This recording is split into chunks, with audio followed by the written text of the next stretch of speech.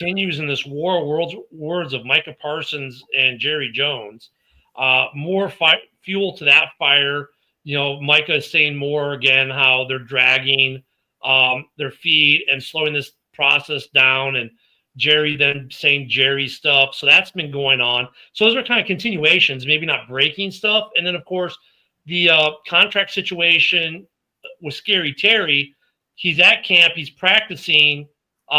I think what we're going to find out at the end, it's more about the years and guarantee, not about the $30 million. I think that's where we're heading at with Scary Terry. And then the Wilkinson, or the guy from the Raiders, Wilkins, thank you, had dropped that there may be a second foot injury where he refused the surgery as well. So between that and now this HR fiasco where he kissed a player, whether it was on the forehead as hazing or whatever is unknown, but that may have led to his being cut. So there was a little more that broke on that, but there's a lot of controversy with Adam Schefter. A lot of people are thinking Schefter is making this plain Jane vanilla as a favor to the player's agent to get a better scoop down the line. But we'll find that out as the grievances get aired. But a lot of people in Vegas are being tight-lipped about this scenario. And I'm wondering if he's ended up, getting a contract with another team, if he can pass a physical or not. So those kinds of things happen. Yeah. Otherwise, it's maybe you're right. It's a lot of clickbait, but it's more or less continuation of some of the stuff that's been going on for the last couple of days. So I got two of them. Cleveland Browns corner Martin Emerson Jr. tore his Achilles and is out for the whole year. Yeah. And it was a non-contact, which is scary. And then the Bengals released Zach Moss after 1 year. No, that doesn't surprise me. I'm not surprised. And then the Browns have said that the old man is going to get the bulk of the snaps, and Shedeur is highly unlikely to win the starting job there, and that their second-round draft pick running back, they still are cautiously optimistic that he will play in the NFL this season, even though he's yet to sign a contract, as you're trying to figure out if there are even going to be domestic abuse charges, because right now, believe it or not, there are not charges, just accusations. And then, of course, the NFL. Is that Quinshon Judkins? Yeah. Okay. So they're not ruling him out playing this year, but they're kind of in the rock hard place. I get it.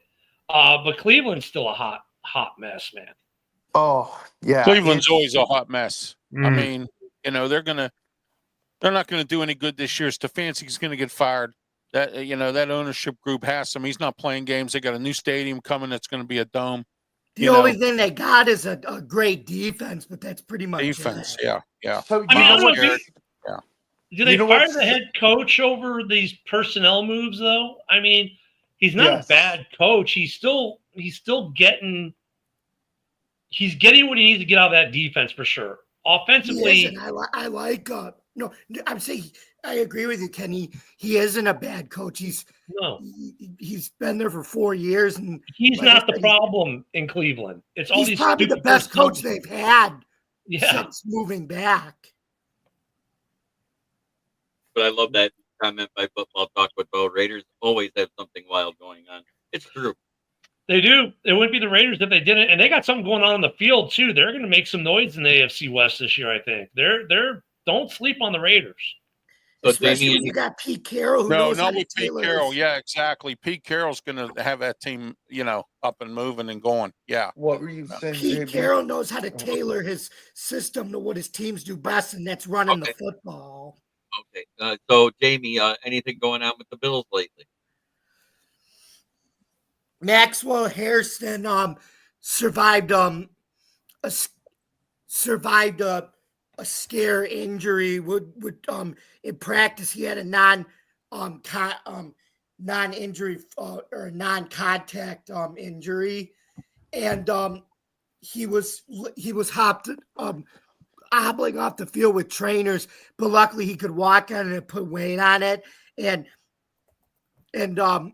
by God's miracle, he's only going to be out week to week or day to day. So it wasn't as bad as everybody was wild up about it. But I think he he I think he prays to God and goes to church with that one. Kind of like DeMar Hamlin had to do, but obviously that was much different. So yeah, I don't want to talk about that. That was an emotional thing for me. That scared me. Scare everyone. Yeah, it did. Mm-hmm. And in Pittsburgh it was like that too, Will, because we had he played at Pitt, and then on top with of Dane that, Jackson too. yeah, and he played at Pitt, and then he went to Stowe Rocks High School, and I lived right around the corner from Stowe Rocks High School, and I used to watch him practice. So I know, I know what you're feeling. I'm feeling the same way. But luckily though, like I said, everything's good. And then last year he got his first full season to start, which was nice to see. The game I went to against New England, he actually picked off Drake May, which was cool to see. Yeah. Who's next, JB? Ralph, Yes, what's up? what's going on with good old things in Pittsburgh? Well, I have this to say, and this was a quote. I was on a show before I came here. Roderick Jones, who happens to be one of our number one draft picks and offensive lineman, they're now calling him Bustrick Jones because they're thinking he could be a draft bust.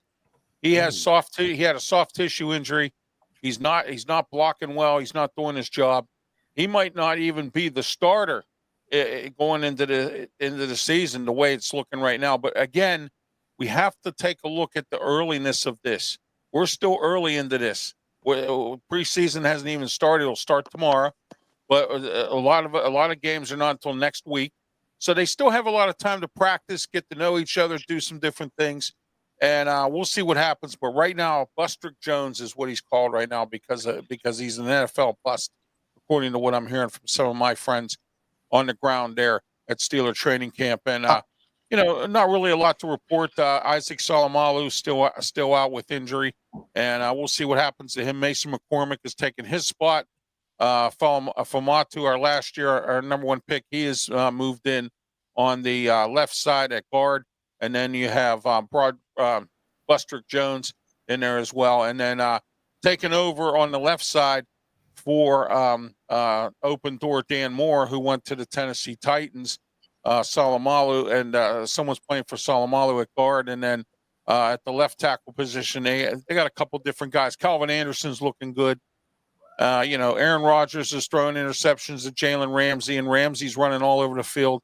I think our defense is going to be pretty good this year. I don't know about the offense. The line has to protect Rodgers, and we'll see where it goes. And right now, our number one pick, Harmon's running all over the field, so it's early yet. It really is. And Ralph, I wanted to ask you, how's Jack Sawyer looking? Jack Sawyer's looking really good, like I said he would. And what I about will Zach say this. Frazier? I love that Zach Frazier kid. Yeah, well, Frazier's getting bowled over by Derek Harmon, our number one draft pick. He's been getting bowled over, and he's one-on-ones. So we're going to find out what happens here. I like the kid Peyton Wilson. Yeah, I like him as well. But I called two picks this year for the Steelers. I called Caleb Johnson and I called Jack Sawyer because I think Jack Sawyer's the next T.J. Watt. That's just my opinion. Heck yeah, he should be. So if he plays to the potential we saw while he was with Ohio State, I can see it. Yeah, exactly. And I think Jack Sawyer's going to be the next T.J. Watt. I really believe that to be the case. But he comes from that team that rarely lives up to their potential out of Ohio State. Oh, I know. Yeah, there's a lot of Ohio State players that don't live up to their potential. But we have one on our team, Cam Hayward. I mean, Cam Hayward has lived up to his potential. Your backup quarterback has potential. I think if Rodgers doesn't do well, I like Will Howard. I do like Will Howard. Will Howard. Yeah. I think he's going to end up being your starter, I think, in the middle of the season because I don't think Rodgers is going to last that long. Could be. And I would do that. I don't know why they signed back Mason Rudolph. I know, he's what they call reliable. He won games for us when he was with us before. Stunk up the joint in Tennessee last year, but, we'll see, what he's going to do. Luckily, Rodgers, luckily you only gave him a 1-year deal, which makes sense. He's done after this year. I do have to ask Will, because Megan and Austin get their news mostly from me and watching whatever news I watch too.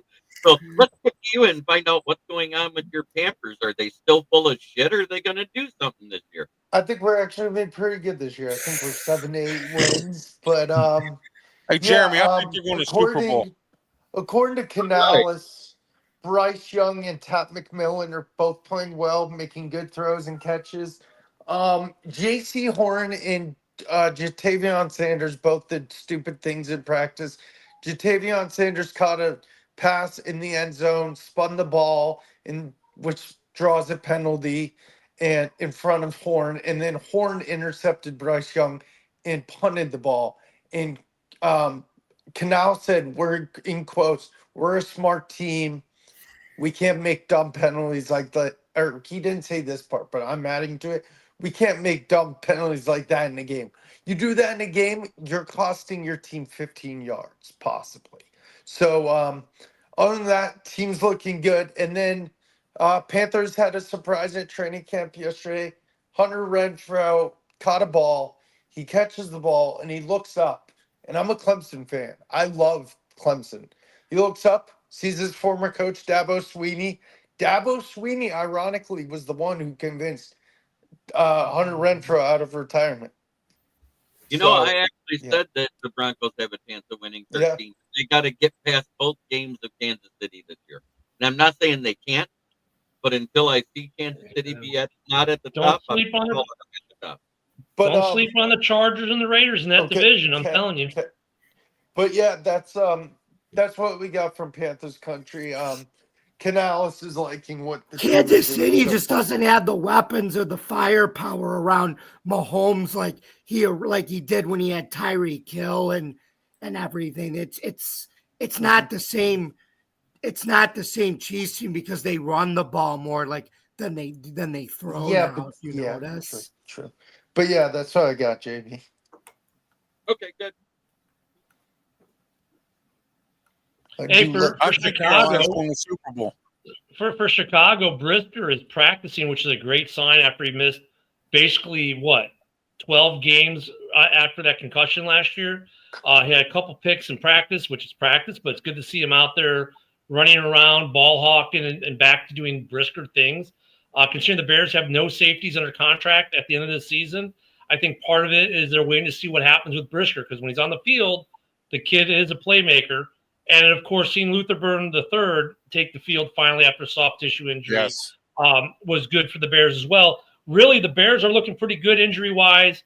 Camp, the big thing is going to be the position battle at left tackle. You've got 3 good candidates. I think 2 are strong. 1, Kieran probably needs another year. But whether it be Braxton or Ozzie, I think the Bears are going to be good at left tackle. The kicking competition will be interesting too with Cairo Santos, the hero of Week 18 last year. They brought in a kid, Kim, who can belt them for 55, 60 yards out, whereas Cairo struggles anything over 48. He's automatic, usually under 48, unless you block it, which happened twice last year. So that's going to be an interesting battle. And, of course, the bigger news out of Chicago is the quarterback battle. And no, it's not for the starter. It's who's going to be the backup. Is it going to be Case Keenum, or is it going to be Tyson Bagent, Secret Bagent Man? That is the questions out of Chicago right now, but otherwise everything's good there. Ken, I want to ask you real quick. Is there a way you think Chicago somehow keeps 2 kickers on the roster because of the thing with Kyra?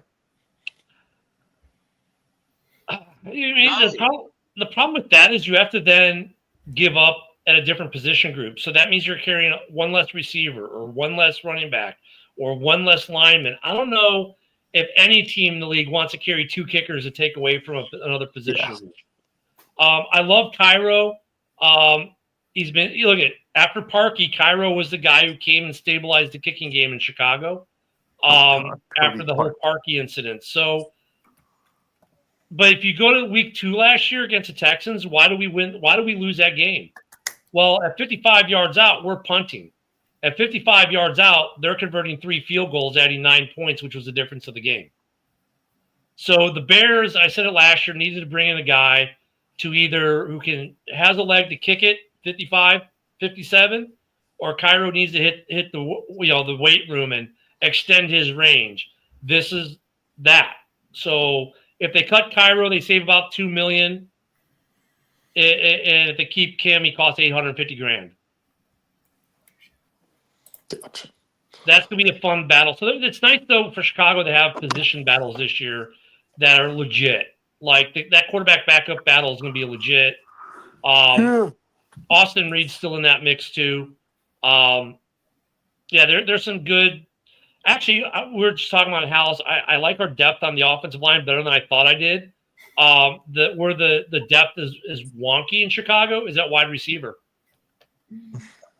After you get through the big three, and then you get Scott, and then you get nothing. So they need a fifth, sixth, and seventh guy, probably. So that's going to be an interesting battle in Chicago as well. Wow. Yep. That's it for the Bears. Oh, dude, you guys have a guy on the Bears named Bill Murray? That's awesome. Yeah, Bill Murray's been with us now. This is his third year, and that's the thing. Like when I was looking at depth, he's listed on the depth chart as 2 right now, which is about perfect for him because he's a good depth piece. He's not an everyday starter yet. He's young on a rookie deal still. I was like, okay, wait a minute. That's why I'm thinking the depth's not as bad as I thought it was going to be.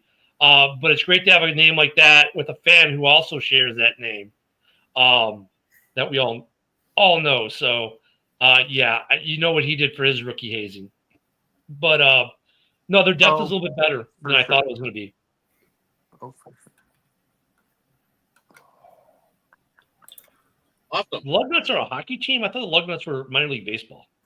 At one time, they were the Lansing Lugnuts is actually a team, but there is a semi-pro hockey team called the Lugnuts too. And they're playing now? Yeah, because it's like the summer G League for basketball. Oh, okay. Because I have the Pensacola Ice Flyers down here. They're not in the AHL or the ECHL. They're developmental league, and they still wait till after teams break camp and the NHL season starts and they start. So so this is like the D League kind of thing. Okay, cool. I'd love to watch some summer hockey. That'd be great. And then there's also kids hockey going on all year long. Yeah. He got here in Pittsburgh. We have deck hockey that goes on. So we get street hockey. Yeah. But I didn't realize. Just when I saw the Lugnuts, it came back to the Lugnuts. The AA baseball team at one point was a Cubs affiliate. Now they're not the Lugnuts anymore, and they're not the Cubs AA affiliate anymore. But I immediately thought Patty had gone to a baseball game, which minor league baseball games are fun. I just went to one last Friday, the Red Wings, in Rochester, at Innovative Field downtown, which was pretty cool. Oh, hey, a Vikings fan is happy. Jared Allen's going to the Hall of Fame. No man on the Minnesota Vikings, Lizzo. And the Bears will get credit for him, too, because he wore the Bears uniform for a season. That takes us to 23.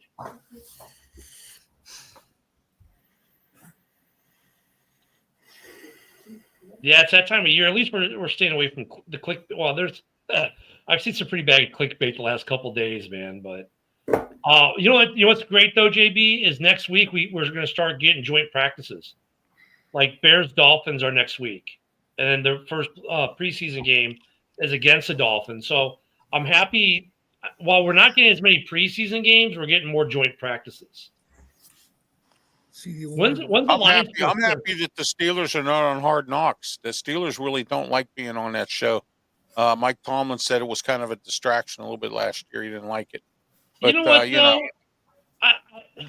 I'm going to push back on that, Ralph, a little bit when coaches say that, because look at Joe Burrow last year. Not only was he on in-season Hard Knocks, he was also on quarterback for Netflix. And look at the season he had. Yeah, exactly. You're right. Is it really a distraction? Well, I don't know that. Mike Tomlin doesn't really like, he don't like it around it like that. Congratulations. You got another Hall of Famer, but you still don't have a trophy. Just like the last. There. I said it for you, Ken. Yeah, I wasn't going to say, it's Ferris Bueller's Day Off. That's why they did the hockey shirt. So it was baseball. Okay. Nice. Yeah, I mean, I don't think these shows are as big of a distraction as they maybe were 20 years ago, because now it's not the big bulky camera crews, right? Like in a lot of the rooms, they just put cameras up in the wall and you forget they're even there. But they work them like a drone.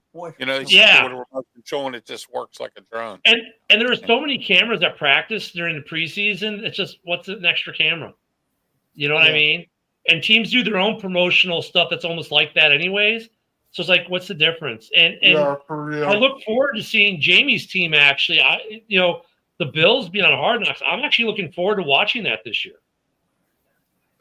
Yeah. I am too, honestly. And as a Bills fan, I wasn't originally for it, but I think the way they want it, like I said, the way they want to do it now, I mean, why not? So I find it funny that Ben Johnson and Goff, when they were talking about, because I watched the Netflix quarterback series. Yeah. And the week before the Chicago game, they said, okay, we're going to do that play. And Ben asked Goff, hey, can you actually fumble the ball and catch it back like Love did? Or he goes, I'll figure something out. And they called the play Stumble Bum. Yeah, there is that aspect to Ben Johnson in Chicago now. There's some video. I'm sure some of you guys have seen the clips. Two different trick plays. One was a trick play with DJ Moore. Actually, they both were. One was a DJ Moore running play. Another was a play where he handed the ball off to DJ Moore, who then threw it back to Caleb, who then threw it downfield. So there's going to be more trick plays in the Chicago Arsenal this year. I mean, what's Ben Johnson? You kind of expect that. But yeah, that in quarterback, when they were talking about that, first off, that brought back such a bad memory for me because I remember watching that game and oh my God. But then it's just the brilliance of Ben Johnson and the way that team works, and as a team between coach and players, and that really shows you how much coaching is a part of it, playing is a part of it. But if you've got good coaching and you can synergize with your team, you can come up with crazy stuff like that works. And that was, I hate it. That was a beautiful play. And get this, Ken. Caleb Williams even said it too. He said, I wanted Ben Johnson. He's like, because he holds everybody accountable. And he's like, I feel like we didn't have that with Eberflus. Yeah, that's been another theme coming out of Bears camp. And there was a clicky baity article that actually had some truth to it. A lot of people thought Ben Johnson was going to be the quiet football nerd head coach, and he's been a very vocal head coach and running the first team off the field if they're not doing it right and holding them accountable, which is what the players asked for after last season or during last season. So you're hearing no complaints off Chicago players for Ben Johnson kicking them off the field for being boneheads and doing stupid things and not doing things properly. They're actually responding well to it. So Ben Johnson, I think he's going to be an okay head coach. I think he's going to be okay. I don't think he's going to be a franchise killer like a certain guy out of Boston, who every time he goes to a franchise kills them. Oh, you mean like Matt Patricia? Matt Papupa? No, it's not. God, that doesn't even make sense. What? Matt Everfart. I used to call him Everfart. No, well, yeah, but I mean, and look, now he's an offensive coordinator for the Patriots again, which is where he belongs. He should never be a head coach again. No, I thought he was the not at all for Dallas this year. Everfart. No, Eberflus's defense. Look, that was his first head coaching gig. His defense, you saw the slide when the Bears fired him in that defense. He does design a good defense. Eberflus or Patricia? No, what's his name? He's the OC now for the Pats again. He killed Denver, then he killed the Raiders. Daniel. Daniels. That guy, every time he became a head coach, he killed the franchise. He's a good OC, just a terrible head coach. I don't think Ben Johnson is going to be that. Right. Well, anyways, Matt Patricia is now the defensive coordinator for OSU. I can't wait for them to do the one defensive line set and prevent. Right. That's going to be hilarious. Even Ken smiled at that one. I mean, though, like with some of these guys, I get it. They're really good coordinators, and they just suck as head coaches, right? And some of them understand that, and they just go back to what they're good at, right? Yeah, there are a few out there, but some of these guys, man, I don't think Ben Johnson is going to be one of those guys who's going to destroy the Bears I think right now, from what we're seeing coming out of camp and media reports, like he is what the Bears needed, offensively and overall, just as from the holding him accountable. The problem with Matt Eberflus is this, and people laughed last year when I said this. He's Phil Jackson. He's the football version of Phil Jackson, very zen, chill, laid back.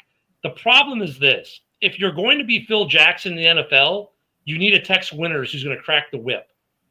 And there was no one on that Bears staff last year who cracked the whip. That's Eberflus's problem. Maybe you should fly there and crack the whip then. Hey, look at that. Sam P1717 says Panthers Super Bowl in about 5 years. Yeah, 5 years. Yep. No, I agree. I agree with Vogel, man. I think they're gonna be much better. I don't know. They might even jockey for second in the division this year. I think we are second in division. I think it. As long as Raheem Morris is the coach of the Falcons, I think he's going to hold them back. We saw last year it didn't look consistent at any time. They started out hot, then Kirk Cousins became Kirk Cousins again. Then Michael Penix comes in, then he goes out, then he comes back in, and Penix did all right towards the end, but they didn't do enough. They became a middling team when they were supposed to be rivaling with the talent on that roster. Everybody said they had a chance to beat Tampa Bay. And they did. And they head-to-head. And then Cousins took that shoulder injury, NOLA, and that changed the whole trajectory of his season and the team. I'm wondering, though, the question I have, though, is Yes, my question is, who's going to be the starting quarterback? Because I don't think it's just Penix. Honestly, I think, dude, when Cousins was healthy last year, he was set team records. Like, Cousins is a good quarterback. I know, but right now they saying Penix is the starter. That they're going to make Kirk Cousins at $40 million a year, right? Yeah, who here believes? Oh my gosh! Who here believes if Cousins is healthy, that he's playing second Cousins fiddle will to be the Penix? head coach down there. Raheem Morris got to do something to save his job. I think if he doesn't do something this year, I think Blank's going to fire. I'm gonna say something real quick. Petty Grab's up 6 foot. I think Bryce Young's like 5'9". On a good day with platform shoes, he's 5'9". Yes. But I'm 6 foot legitly. I mean, Okay. because now, especially if you watch quarterback, you saw more of what happened with Cousins with the injuries. If Cousins Okay, healthy, guys. man, I don't know how you start him over Penix. I No, really I don't don't. either. Wait a minute. You got to take off, Ralph? No, I just wanted to say New England actually has a couple former head coaches here. You got Josh McDomough, and then you have offensive line coach Doug Marrone. He was the Jacksonville head coach, Syracuse head coach. And then you have, yep, exactly. You got him there, and then you also got your defensive coordinators Terrell Williams, and then you have Scott Booker. He's been around. So, and Jerry Springer's son or whatever. So there you are with that. So. Wasn't Terrell Williams with the Lions, JB? Yes, he was our defensive line coach last year. Yeah, there you go. Yeah. So that's New England's coaching staff. And I mean, Doug Marrone, he's a good offensive line coach. I mean, but again, here's another guy. He was a good college coach, just didn't make it in as a head coach in the NFL. I mean, their head coach is Vrabel. I forgot about that. Yeah, Vrabel, right. Yeah, Mike Vrabel. Well, it's like the Bears are the same way because you've got Dennis Allen, former head coach, who's now defensive coordinator. Yes, good defensive coordinator. Very good defensive coordinator. Horrible head coach. Oh. You've got Eric Bieniemy is now the running back coach. Yes, Bieniemy. Absolutely. I mean, I think with these new head coaches, they both, in Ralph's case and my case, have assembled really good coaching staffs. And I think that kind of speaks to I agree with you, but I think it speaks to the clubs learning their lesson with having weak coaching staffs the year previous. Yes. The Bears coaching staff last year was horrendous. The Pats were horrendous with the coaching staff that they assembled. And they really both teams made a concerted effort to not only bring in players like teams will do, but to really Randall Anton L was a steal for the Bears. I mean, it's not just like the head coaches. They made good choices at coordinators, at position coaches, bringing in these huge wealths of knowledge from 2 first-time head coaches who really, I think, would do fine even without all the superstar coach power they brought in. But honestly, these are 2 head coaches who could vie for coach of the year with the talent they've got not only on the field, but coaching with them. I mean, these are 2 teams that some people will write off, New England and Chicago, that could both really make a lot of noise this year, and their coaches will get a lot of credit. Well, do you notice, though, Ken, and I'll say this, whenever a new coach comes into the league, they always have to align themselves with some really experienced assistants or they're not going to make it. And that's the bottom line right there. And they also take the coaches from the team they were with. Like Ben Johnson was with Detroit. He took Randall L., took a few other guys with him. And then I'm sure Aaron Glenn took a few people, too, up with the Jets. So, when and Jeremy knows about that. But what I'm saying is that every time there's a new coach, they always and they've left from another team, like Dave Canellis. I don't know who he took from Tampa to go to Carolina. Liam Cohen, maybe he took a couple guys. I don't know. Well, I think it's going to be interesting to see these new coaches this year, Ken. It really is. Well, like Daniels being the OC for you makes sense because that's where he shines.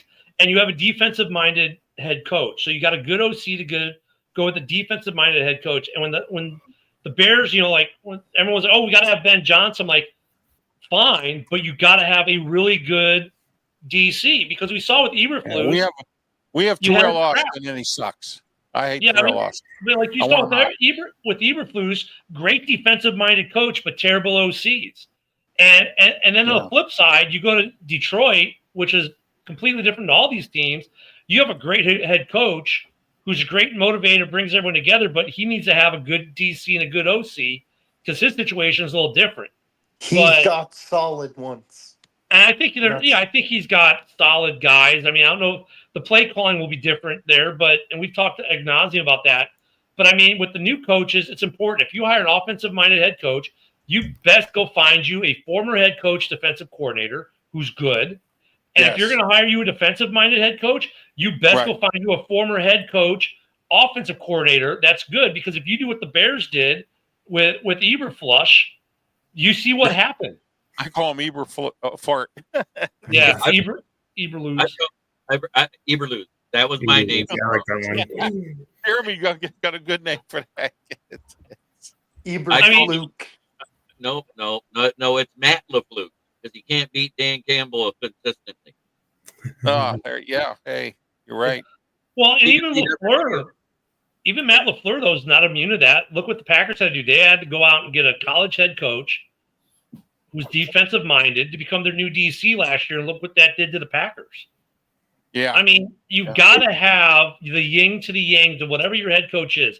And the Lions are different because Dan Campbell's not offensive nor defensive. He's kind of the old school, all of the above kind of guy. But he's the players coach. That's what he is. He's the players coach that motivate players. And I've been saying this all along. But at the same time, if you listen to the coordinators that have talked, he's been a part of the play calling and the play designing on both sides of the ball. Well, that's what I'm saying. He's a rarity. He's that old coaches school. that do that, Jeremy. That are actually on both sides of the ball. Pete Carroll does, and he's got the pedigree to do both. Yes. The Harbaughs kind of do a little bit of both. Right. But yeah, for the most part, though, with these new head coaches, you got to pair them up with a great OC/DC. But then you got to be. But now here's the problem: if you're New York or New England, be prepared to lose your OC or your DC next year, respectively speaking, if the team does really well. So if the Bears make the playoffs and get to an NFC Championship game, Allen's going to be a head coach next year somewhere else. If the Patriots go to deep in the playoffs, someone will give the franchise killer a third chance. So Josh McComer. Megan, what do you think of all this? Oh, like putting my brain. It's crazy. You guys just.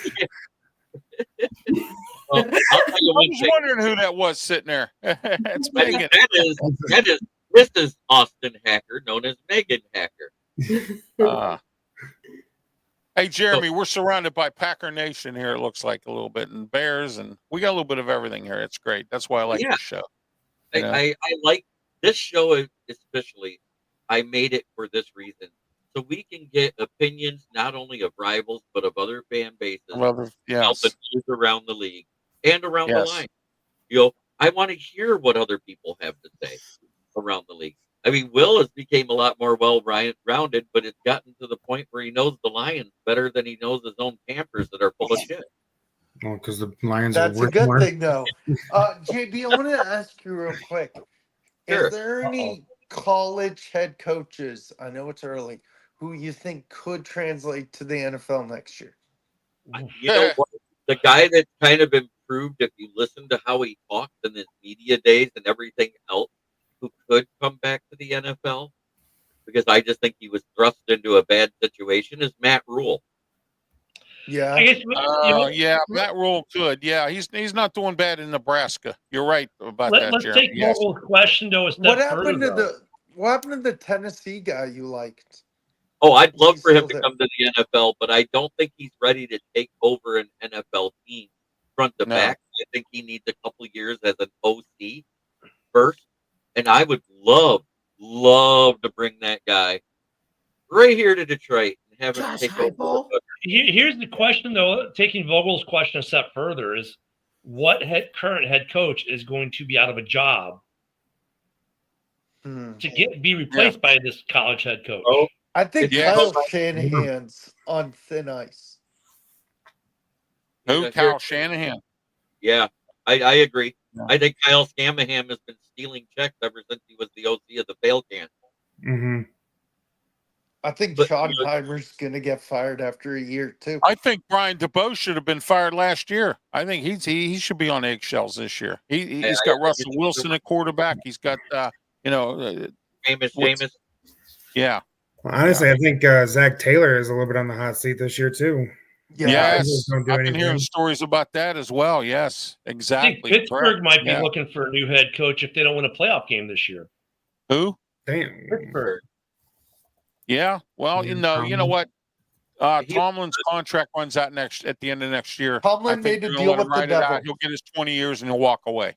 Yeah, but if they don't win a Everybody playoff thinks I'm wrong, game, he'll walk away. Huh? if they don't win this year, they'll have gone a decade without a playoff win. How do Yeah. you keep Tomlin for Well, that last year without it? Here's what's going to happen, Ken. This is what I know. Art Rooney II, the owner of the Steelers, is starting to step down. He's going to start stepping away. He's letting his brothers and his kids run the program, all right, or run the Steelers. Some of the minority owners have gotten out, took their money and went elsewhere. Haslam's one of them that went to Cleveland because they couldn't get enough votes to override Art Rooney II to get rid of Tomlin. They wanted to get rid of Tomlin years ago, and they couldn't do it. So with Art II getting out, if he gets out and Tomlin's contract runs out 20 years in the league, I think they're both going to walk away. That's my prediction. All right, they're both going to walk away. So. It's just, for me, I mean, I'm not saying I kind of agree with that premise. For me, though, the only problem is if they don't win a playoff game this year, it's going to be really, really hard. No, for him we to get go it. one more year. We get it. Yeah. Yeah. For sure. Yeah, but the question is too, Ken, can Aaron Rodgers last a full season? Okay, that's the biggest question here, Mark, of the whole scenario here. How much time did he miss last year with the Jets? I think he played pretty much most of the season. I mean, mine's the Achilles energy. He's been he's been pretty durable throughout his career. Yeah. I suspect he'll play the full season. And that's the other thing. If this is his last and only season, makes a good time for Tomlin to walk away at the end of the year too. I think, well, not the end of this year. He's going to get his 20 years, and he wants to beat Don Shula's record for regular season wins. I think he can do it, and if he does, then he's going to walk away. Okay. Yeah, they're going to be. They got a great defense there in Pittsburgh. Yeah, Aaron Rodgers. I agree with you. It's going to be interesting to see what they do there. I don't know how much better he makes them over what they had last year. I know a lot of Pittsburgh fans are mad they let Justin go. They were only on 1-year deals, though. Justin Fields and Wilson. No, Justin's a 2 year, $40 million. Justin was 2 years, 40. They banked everything on Kenny Pickett, Ken. That's exactly what they did. And they lost out on it. And I'm going to tell you this right now, and this is the truth. And I heard it from the horse's mouth down at the Steeler offices. They drafted Kenny Pickett in the first round because they didn't want the Dan Marino headache again. All right. When the Steelers did not draft Dan Marino, you should have seen the uproar in Pittsburgh. I remember that. Okay, I was one of them that was in an uproar. Why didn't you draft Dan Marino? Okay, if the Steelers would have drafted Dan Marino with that defense and his arm, we could have had 10 Super Bowls. That's that. You know what I mean? And they have not yet to figure out what to do after Roethlisberger left or retired. I agree. Okay? I think they made. I think I agree with a lot of. They made big mistakes on all that. Well, I agree with a lot of Pittsburgh fans that they should have retained Fields. Fields did a 2-year, $40 million deal with the Jets, and I think he's got the toe injury right now, but I think the Jets are going to make some noise this year.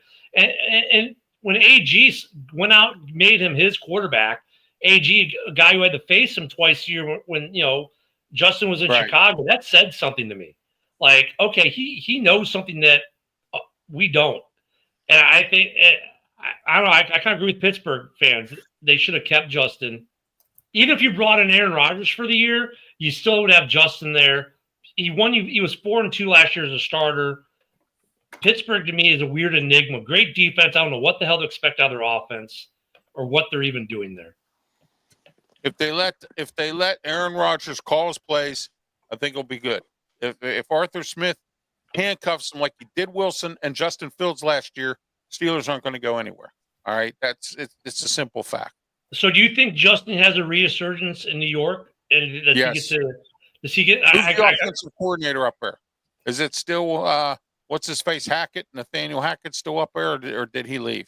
He's gone. He's gone. All right. Well, Nathaniel Hackett got thrown under the bus by Karen Rodgers. Remember? Yeah, but he was still there, wasn't he? He was fired after week 5 last year. Oh, that's right. That's right, Jeremy. You're right. You are correct. Yes. Yeah, you're right. The offensive coordinator for them is Tanner Engstrand, who has 6 years of experience. He was with the Lions as well. As the passing game coordinator, he's never been an offensive coordinator. He's been a passing game coordinator. Yeah. Hey, Jeremy, wasn't that the guy that they used to go out and get Dan Campbell's hot dogs out in the hot dog stand out there? But yeah, he was in charge of making sure he went to Nathan's instead of Lafayette. Yeah, Nathan's. They got Steve Wilkes as their DC, who's a good. Steve Wilkes is a good DC. Yeah, he's a good coach. I mean, that's weird though. Like you have a defensive-minded head coach. He didn't get a chance in Arizona. And then you go out and you get a real good DC, and you have a first-time OC. That's dangerous. But if they let Justin Fields do Justin Fields things, I think they'll be fine. I have a question for the panel. I know we're about to end, and I know he's coaching college. Would you guys ever think Ron Rivera would ever go back to the NFL? I know he's at Cal. If Rivera goes Ron, he's with him dealing with the cancer, going in and out of remission the way he's been and the weight he lost and everything else he's dealing with. If he ever came back to coaching, it would be as a coordinator, not a head coach. That's what I was thinking. So to answer your question, as of today, no. Quick answer. As of today, no. But prior to the Bears selecting Ben Johnson, yes, he wanted to be the head coach of the Chicago Bears. Right. But once they went with Ben Johnson. I think he's like, okay, kind of like Ryan Sandberg. I'm done. I'm not going to try anymore. Hey! At least you don't have Dave Wannstedt up there. He loves to shove a square peg into a round hole. Wannstedt though, he does a great job on the Bears show on NBC Chicago on Sunday nights. He does do a good job with that. That being said, rest in peace, Rhino. Yeah. Yeah, I mean that's a weird eeriness too with the similarities. They both had cancer. Rhino just passed. Let's hope that doesn't happen to Ron. But when Sandberg didn't get the Cubs gig, he's like, okay, I'm not going to try anymore. And I think Rivera was the same way. Once he realized he wasn't going to get the Bears gig, he was like, okay, I'm done. I don't need this anymore. Like that's the thing that would have maybe brought him back to head coaching. I think if anything, you might see Rivera as a special assistant to someone somewhere because you won't have to put in the time and the energy. Yeah, exactly. Or you could be a consultant or something, or, work in the front office or something like that. You know what I mean?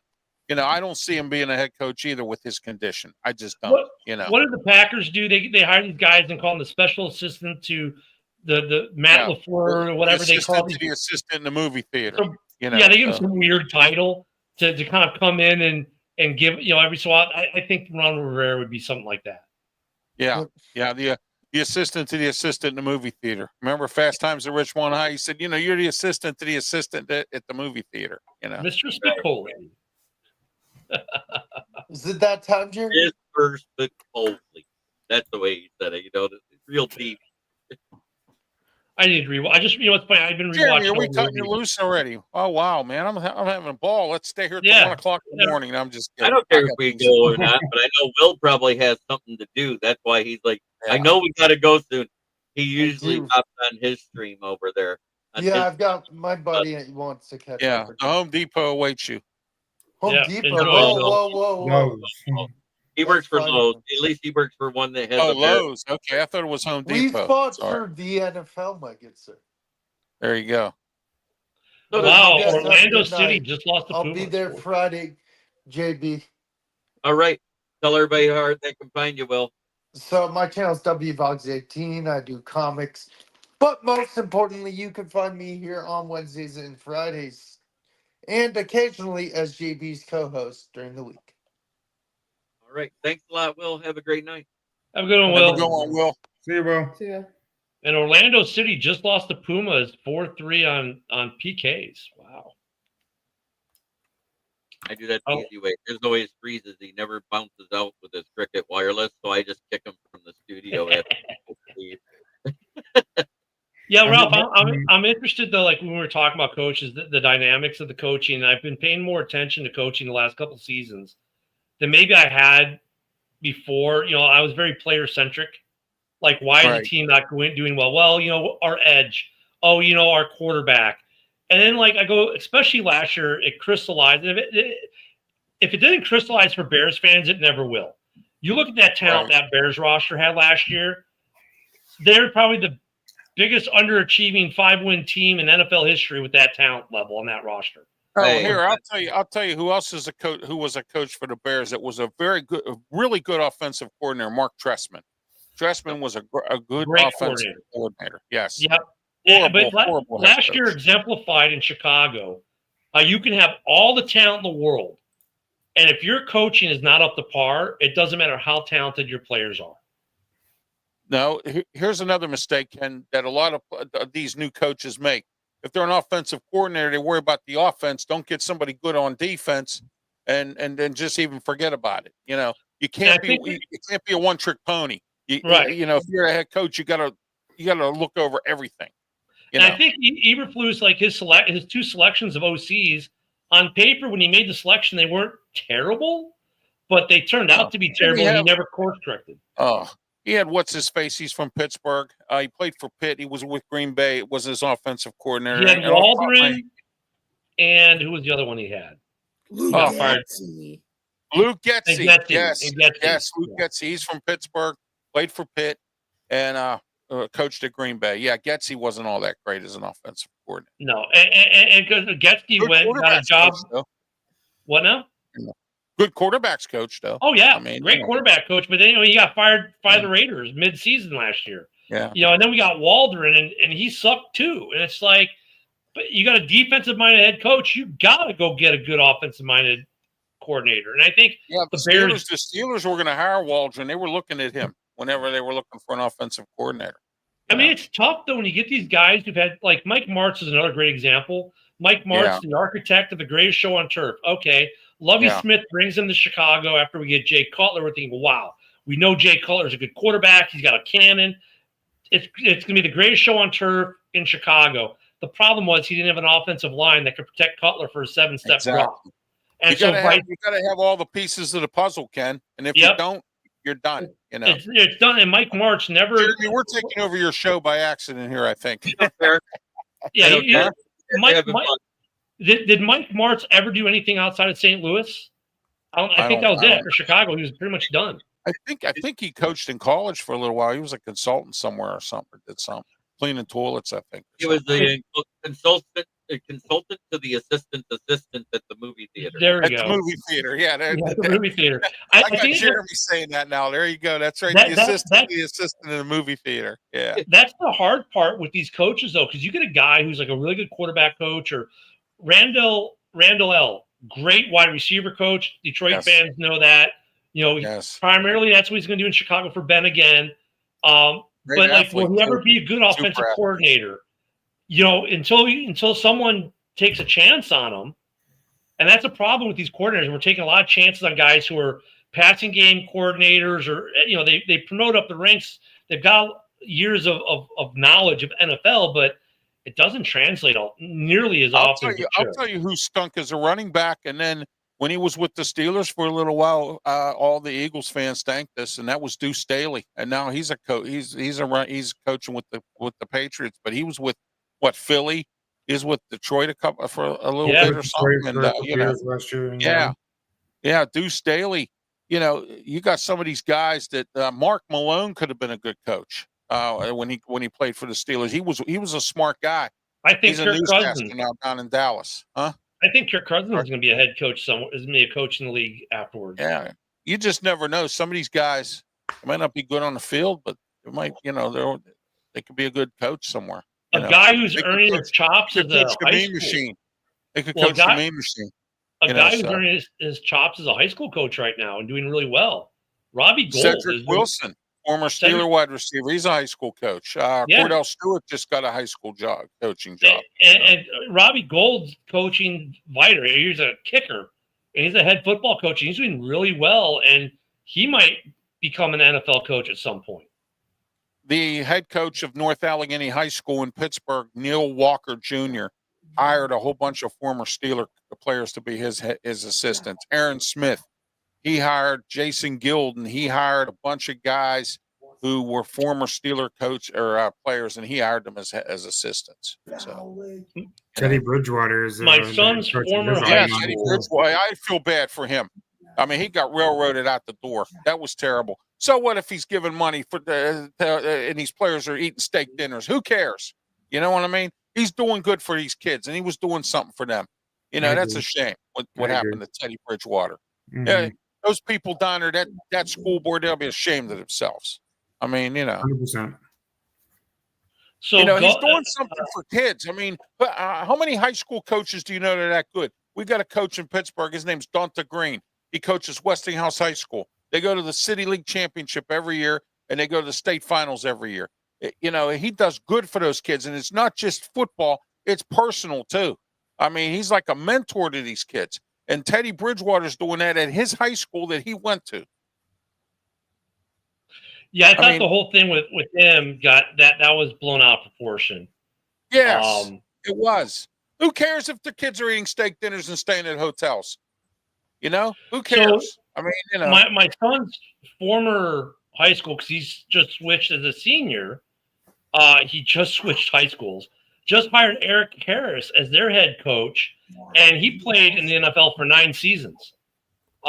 He played with a bunch of different teams. I mean, you know, he wasn't like all pro, but here's another. You know, he spent time with he did Canadian Football League, but he was with the Saints, the Raiders, the Falcons, the Niners, and now he's a high school football coach here in Gulf Breeze. Which that program, part of the reason why my son switched high schools is in 4 years they've had 4 head coaches, and now they've hired 4. This is the first former NFL player they've hired. And that's another trend we're seeing now, that like these former NFL players becoming high school coaches. Ken, I'm sure you have, and I think everybody on this panel pretty much saw the movie Any Given Sunday. Oh, yeah.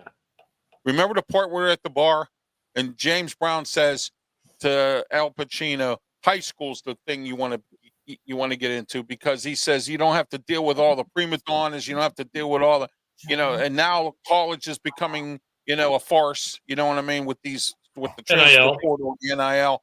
Right. So, you know, he said it. High school's where to go to coach. And you know, if these athletes are doing that, that's great. Look at Nick Nolte in Blue Chips. Remember when he left you know, at that team there? He went to a high school and coached basketball. So I mean, you know, that, you know what's funny, Ralph? There's NIL in high school football now too. Oh gosh. Really? Or in high school sports. So there's a kid, he just transferred out of Gulf Breeze High School, runs the mile in track and the 2 mile, I believe, as well. Since his freshman year in high school, he's been NIL signed by Nike. No, it's because Hey, since did he you was a guys ever hear freshman. the old saying, monkey see, monkey do? Well, now, since college is doing it, now high school got to do it now. Yeah. Next, the midgets will be doing it next. Midgets. I mean, he football. gets free shoes and apparel from Nike, and there's a financial piece to it. But there is NIL at the high school level now too for certain things. Not many players are getting it, but it's out there. But at the high school level, they're doing it right. They have to graduate. Oh, so it's structured, Jeremy. Is that it? Yeah, it's structured. They have to graduate to Good. get that money. It's put into a trust fund until they graduate. Right. So if he transfers out, that money doesn't travel with him. No, the money is still going to be his. He just transferred to a different high school. Right, but he loses the apparel and all that side of it. No, Nike's still giving him everything. The kid's ranked #1 in the country. If I remember right, the high school athletic association, the ones that run it, because all the changes on that HSAA is the initial for the state they're from in front of it. And the high school athletic association said that we're not allowing them to transfer schools and still get paid just like in college. Maybe it depends on the high school, because he went to one of those high schools, always like that one in Florida where all the football kids go. The one he went to is in Tennessee, and it's like a track high school where all the best track athletes in the country go. Right. So that might not necessarily affect him, JB, in that way. I'm just saying, if he transferred to Florida, you got to look up the Florida high school. No, he transferred out of the state. Right. But I mean, the guy, he gets all Nike, like the new Nike shoe. He's like the only kid on the track wearing it for the first week, and then it was when the second week everyone else had him. Say, I went and spent $400 to buy him. He's like but NIL's there in high school even. It's not like college, and I get look at the college NIL thing has been good and it's been bad. It's been good on the NFL side because now these players are coming in with 2 years mostly of having some big money in their bank accounts, and you don't see some of the stupid rookie money issues and behaviors you used to see. Some of that has ebbed because of NIL. But now because of NIL and the portals, the college game has been destroyed. Yeah. Let's hope that down the road, Ken, that they and everyone here on the panel, that they do something with this NIL. I mean, I'm talking about seriously sitting down and putting a cap on it or structuring it somehow. Transfer portal as well. It's killing this. It's killing the NCAA. And I blame them for it because they should have structured it from the beginning. But football players aren't even the biggest earners. That's the irony of it. No. It's there's college gymnastics. Players, volleyball players, baseball players in college. Everybody's got their hand in the pie. The gymnastics girls are making more money than anyone, than the volleyball girls. I mean, it's like you would think it'd be the football players. It's not. It's crazy. Exactly. Yeah, and it's a big race with this NIL, and the University of Pittsburgh they're behind the 8 ball. Penn State's ahead. They got $70 million that they put together for their NIL. So I mean, they're serious about it. They got 2 really good assistants up there, Terry Smith and Bob Pelko. Bob Pelko was the National Sports Illustrated High School Coach of the Year 2 years ago. So I mean, and they have him as an assistant, and he's a recruiter for them. For Penn State. Why do you think Penn State gets all the good athletes from Western Pennsylvania? Yeah. Terry Smith used to coach at Gateway. Going back to NFL really quick, because I almost forgot. A buddy of mine I was serving in the Army with, his son was an undrafted free agent rookie. He's playing with the Dolphins. He posted on his Instagram right after he signed, and I never realized this. Maybe we should have, but he posted all the swag he was given when he signed a contract with the Dolphins. And there's another head coach on eggshells. I heard Mike McDaniel down there. I love his press conferences. But so my buddy's son AJ Henning is a wide receiver. He was a kick returner for Michigan for 3 years, then did 2 years at Northwestern. So he had 5 collegiate years, and he was an undrafted free agent rookie signed by the Dolphins. He had multiple teams come after him, but he figured the Dolphins was his best bet. The amount of swag these guys get. He posted on Instagram. There's like 3 or 4 pairs of shoes. I mean, he basically could redo his entire closet with what they gave him. That to me was like, that was interesting too. You don't think about that piece. Like, this guy goes to camp and the amount of clothing he's given to go to camp is ridiculous. Well, guys, I got to get going here. I've had a rough day, a long day today. Yep. I had three incompetent service problems with the service industry today. I had a delivery from Walmart. I had to get this larger dormitory refrigerator, and I put please knock on the door and please bring it into my house. What does he do? Drops it on the porch and leaves. Of All right, course. drops it on my deck and leaves. Then I ordered from DoorDash to get some groceries delivered. And what's he do? The same thing. Dumps it on the at the end of the deck there, at the end of my handicap ramp. Jeremy saw pictures of my house. Yeah, I got a handicap ramp there. And then I order out some food from a diner, and I said no gravy on the meatloaf and mashed potatoes that my mom ordered because my mom can't eat gravy because of her health system. And what did they do? They dropped it. Yeah. And that DoorDash guy left it on my deck and didn't bother to knock on the door, ring the bell, nothing. So, We've had similar issues here with Walmart. and that's in the course of 30 minutes, guys. 30 minutes. That all happened. It's awful when it all happens at once like That's that. horrible. I'm Yeah. sorry. Yeah. Sorry to hear that. Well, Yeah. go ahead Yeah. and go ahead and tell everybody how they can get a hold of you. All right. Ralph Williams, RW Media, on YouTube, Facebook, Twitter, X. Don't forget to follow me there as well. And also, don't forget I'm on Tumblr. I'm also on LinkedIn at times. And, I'm also, I have two radio shows on Saturday, 8 a.m. to 9 a.m., 12:50 a.m. The Answer up in Pittsburgh. But you can watch it online at 12:50 a.m. The Answer, pgh.com, 8 a.m. to 9 a.m. The Ralph Williams, Tony Moreno Show. We break down Pittsburgh, downtown Pittsburgh and everything, pick on the mayor. We've already been blamed for him losing the election, stuff like that. And then 2 p.m. On 12:50 a.m. The Answer, 92.5 FM. Sports Corner Radio Show with me, Ralph Williams, Smoking Jim Frazier, Claudia Rosano, and Luther Dupree. And we have a lot to talk about this week as well. And don't forget the part of the triple header, Ralph Williams Saturday, 10 a.m. Jeremy's been on the show. I'll invite some of you guys on the Saturday Sports Show with me, Ralph Williams, Leo Haggerty, and guests of our choosing. So, and this week we have Pensman Sports, Brian Pettit from the Tiger Paw Network, and also we're going to have Mike Sisak from Amped Up Sports also will be joining us. So, and Jeremy possibly as well if he wants to. Not this week. I have family in from out of state, and I want to spend some time before they go back. So, I'm sorry. I'm sorry. What was that? I have family in from out of state. My sister, my brother-in-law. Nice. Good. They Enjoy your time with your family. Yeah, so Good. I plan on spending as much time with them as I can when I'm not on here. Okay. So this Saturday, I'm going to have to do a rain check. I'll see you next Saturday. That'll work. I'll pencil you in. So, Thank you. You're But welcome. Thank you. So, have a great night, sir. you too, Thank man. Have a good one. Thank Good you. one, Ralph. You're off. Yeah. Ken Now that will you're be not tuning having- into you and the other Ken in the morning. So once in a while, I tune in. So Now There you go, brother.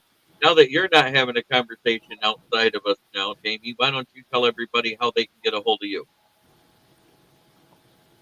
Okay. me? Oh no, go ahead. Yeah, go ahead, Jamie.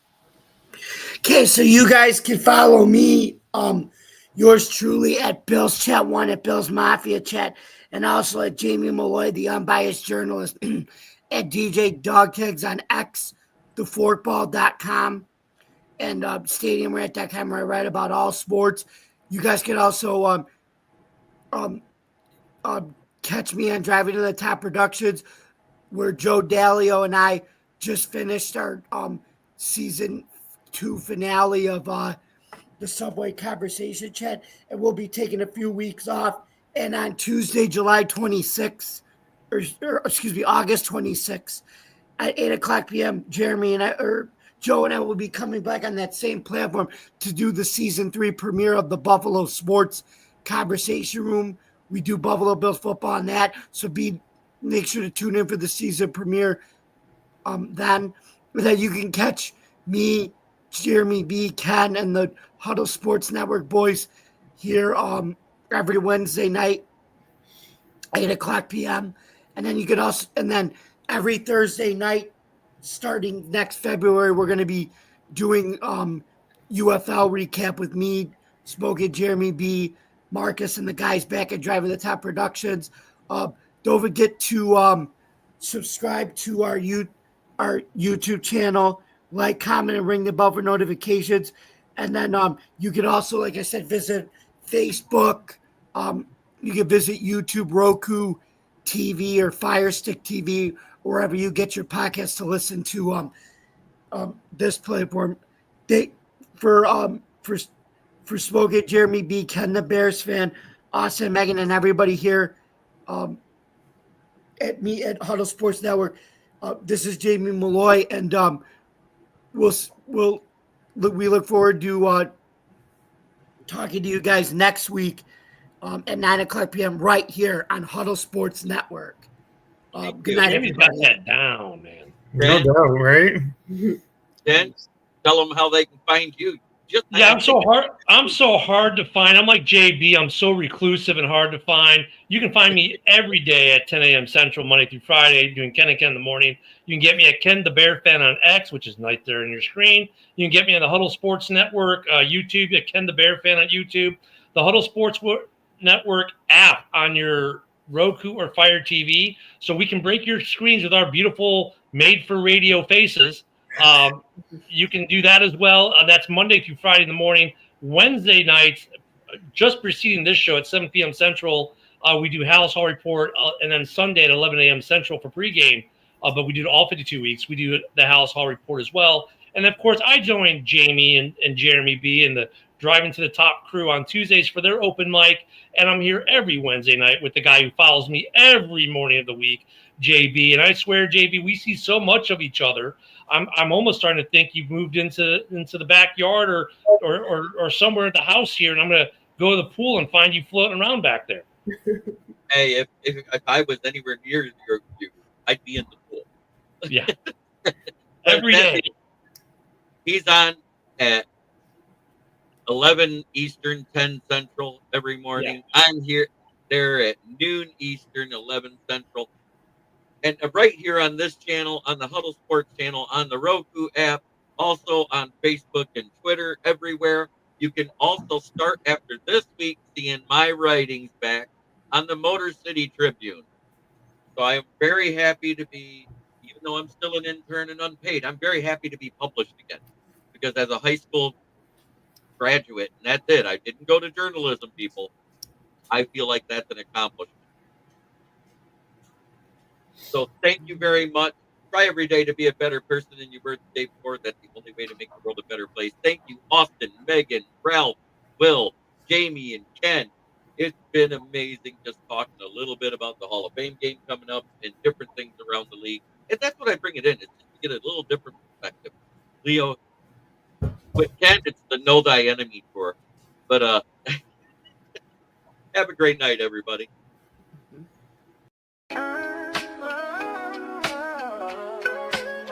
Yeah, yo, it's game time, ain't no messing around. Huddle Sports Network, the best in town. From NFL rumors to the latest trends, we got all your sports, just tune in, my friends. Catch us on Roku, Fire Stick, take your pick. Facebook, YouTube, where the action's slick. Daily shows that drop like a bomb. From 10 to 11, it's Ken and Ken, stay calm. Huddle up, catch the vibe, feel the rush. Get your news, get your fills in the clutch. Over 27 podcasts, we breaking it down. Join the team, Huddle Sports, wear the crown. Live every weekday, it's how we roll. Lions Talk with Jeremy B, we taking a stroll. From 11 to 12, don't miss a beat. We break down the game, make the info sweet. The Daily Huddle Podcast, noon to 1. CST Zone, we're just having fun. Toss your doubts, we bring the facts. Tune into the Huddle.